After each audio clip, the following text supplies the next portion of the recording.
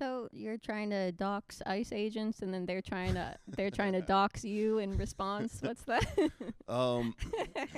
Sort of. Well, they should be identified because they wear masks and they don't have any ID on them. Yeah, I mean they work for the federal government, And they're evil, but baseline, you should have ID on you if you're like an officer, I think. Yeah. I mean they work for the federal government. It should be public information. Yes. They are what they're doing. And on some level it technically is, although they're just. I mean, this is what's so scary about this, I think, is like they're just not doing it, right? Yeah. Or it could just be like random guys dressed as them who don't even have no way of knowing. Yeah, exactly.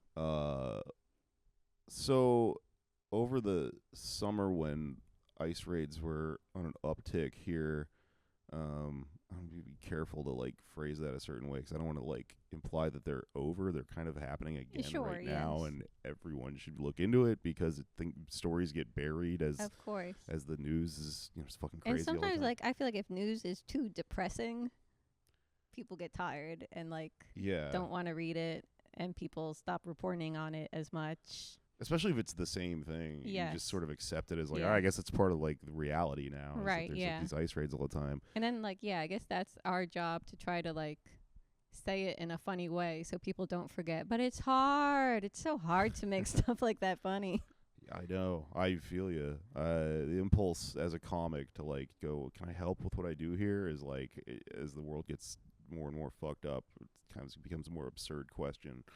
But like, so part of the organized resistance to ICE this last summer was very effective.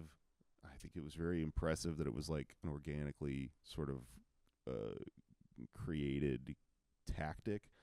Was someone figured out that when they send in the federal government, the troops of the ICE agents, they don't live here, so they have to stay in hotels, and you can figure out where they stay. They drive certain types of vehicles and stuff like that, and you can go around and identify the vehicles and then look into it, and the kind of the hotel has to tell you sometimes, and there's just certain, don't quote me on exactly how that works, but like there's a lot of tactics that collectively sort of put together, and someone kind of put this together and realized you could technically make a bunch of noise outside a hotel and it's legal, and there's certain like details, like sometimes the police would show up and they'd say, okay, it's violating a noise ordinance that you're like using a guitar or something. So okay, everyone's a cappella. We're just gonna like scream at this window all night or whatever. And it was pretty effective. I mean, I don't know, it's a drop in a bucket, I guess. But they came out and they were angry and they said we're not getting sleep and stuff like that. And so it turned into a thing where people would figure out which hotels they were at and put that information online.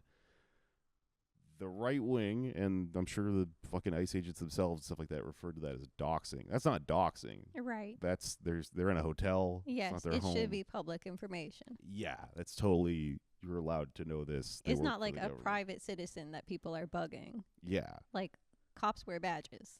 Yeah. So I don't know, I have a fucking bunch of Twitter followers, and I was, at these things and wanted to help, so I just started retweeting that stuff every day, and I guess I was getting a lot of traffic, and so all these like right-wing internet people started to see that I was doing it, and they accused me of doxing,